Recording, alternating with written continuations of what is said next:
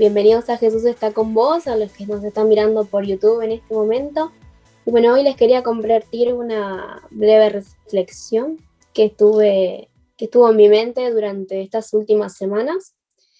Y el título que decidí ponerle es que tus sentimientos no sobrepasen el propósito de Dios. Y principalmente quería empezar explicando la diferencia entre un sentimiento y una emoción, ¿sí? Es algo que solemos confundir diariamente y por ende nos termina llevando al pecado por no saber interpretar la diferencia entre estas dos cosas. Es algo que suele pasar todos los días. Primero, una emoción es un conjunto de reacciones que tiene el cuerpo que en base a una acción nos hacen actuar de determinada forma. Entonces, las emociones son creadas por Dios, fueron creadas por Dios. Por ejemplo, la tristeza, el enojo, la angustia, todas estas, la alegría, son emociones, son reales y fueron creadas por Dios. En cambio, el sentimiento es cuando nosotros tomamos una emoción y a esa emoción le sumamos un pensamiento de nuestra carne, ¿sí?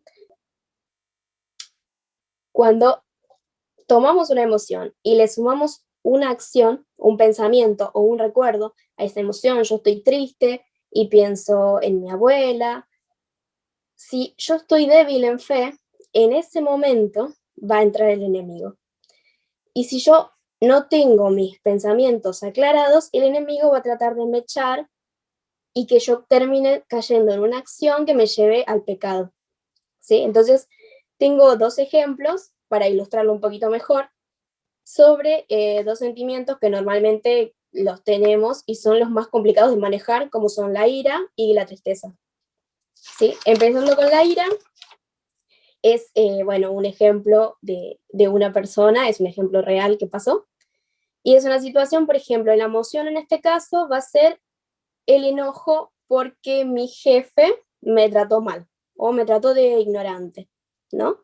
Entonces, en base a esa emoción, yo tengo un pensamiento, que el pensamiento, como yo no estaba preparada para recibir esa emoción que vino externa a mí, un pensamiento me dice que yo soy insuficiente. Y ese pensamiento me lo plantea el enemigo porque yo estoy débil. Entonces, una vez que ese pensamiento se cruzó con la emoción, con la ira o el enojo, ¿qué pasa? Yo actúo conforme a eso sin pensar en el espíritu, sin pensar en qué haría Jesús. ¿Y qué pasa? Le contesto a mi jefe, le contesto mal.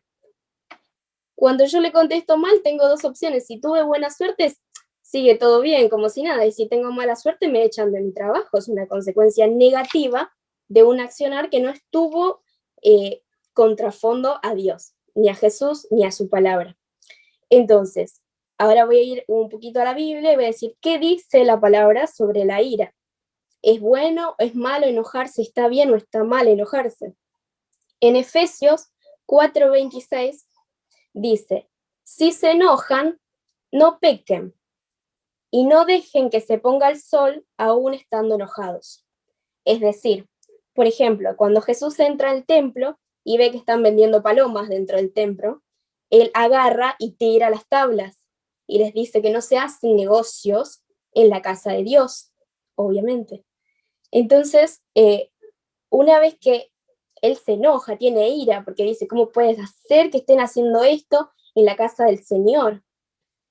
Jesús se enoja y Jesús es nuestro guía, o sea, si Él se enoja, nosotros tenemos derecho a enojarnos, ¿o no?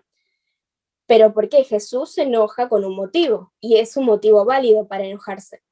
Nosotros no nos podemos enojar si no tenemos motivos validados previamente que nos lleven a estar enojados, porque es muy necio estar enojado sin tener la razón.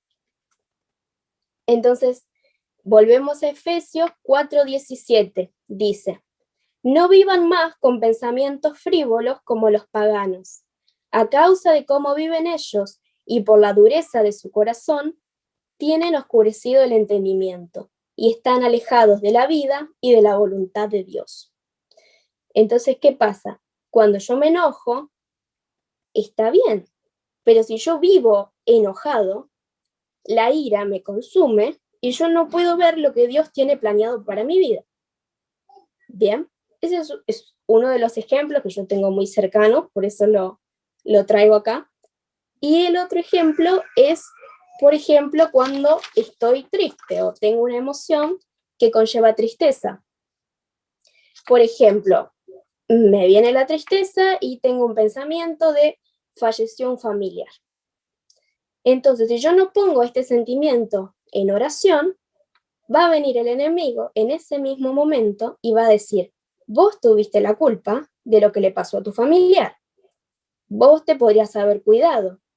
Vos podrías haber hecho algo extra, podrías haber hecho algo más. Pero son situaciones que realmente nosotros no podemos controlar.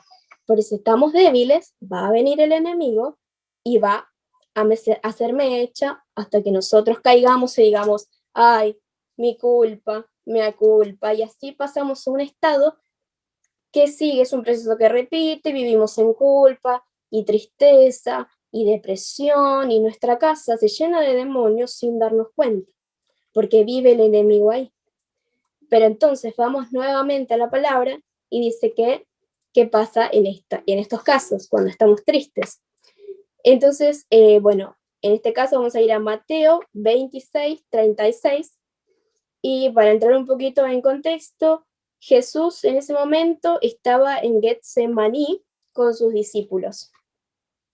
Ya sabía que le tocaba su tiempo de partir, sabía aparte que uno de sus amigos iba a traicionarlo, porque además de todo lo que tuvo que pasar Jesús, no olvidemos que la traición estuvo ahí mechante. Entonces dice en Mateo 26, 36, es tal la angustia que me invade que me siento morir. Son palabras de Jesús. Jesús estaba tan angustiado que sentía que se iba a morir. Entonces, ¿qué hace? Dice, yendo un poco más allá, se postró sobre su rostro y oró. Padre mío, si es posible, no me hagas beber este trago amargo, pero no sea lo que yo quiero, sino lo que tú quieras hacer en mi vida. Jesús sabe que su mejor amigo, o uno de sus discípulos, uno de los 12 que él eligió para que lleven su palabra a todo el mundo, lo va a traicionar. Por un lado, eso. Y por otro lado, sabe que va a morir. ¿Cómo puede reaccionar uno si sabe que va a morir? Y él dice que va, y lo primero que hace es orar. Orar a su Padre, que es el que le va a dar consuelo y que le va a decir, es mi voluntad. En este caso, era la voluntad de Dios que Jesús muriera para salvarnos a todos de nuestros pecados. Como conclusión final, quería dar como 3 pasos que tenemos que hacer cuando un sentimiento está por invadir nuestras vidas y cuando vamos a actuar como carne y no como espíritu. Primero es orar. Como primer acción antes de cualquier cosa es orar. Cuando sabemos que estamos mal, que estamos tristes, que me estoy por enojar, que estoy por explotar, pará y orá. El segundo paso es no accionar sin haber preguntado previamente a Jesús o a Dios qué es lo que Él quiere hacer en mi vida a través de esta acción. ¿Por qué me está poniendo en esta situación y qué quiere que yo haga con esta situación? Una vez que tenemos la respuesta de eso, por ejemplo, si estamos enojados, es validar si nuestros sentimientos o nuestras razones son realmente apropiadas. Si yo estoy enojada porque tengo razón o estoy enojada porque me marcaron un error que no me gustó y me quedé enojada. Así que bueno, espero que les haya gustado. Esto fue lo que les quería compartir y lo que vino de mí, del Señor.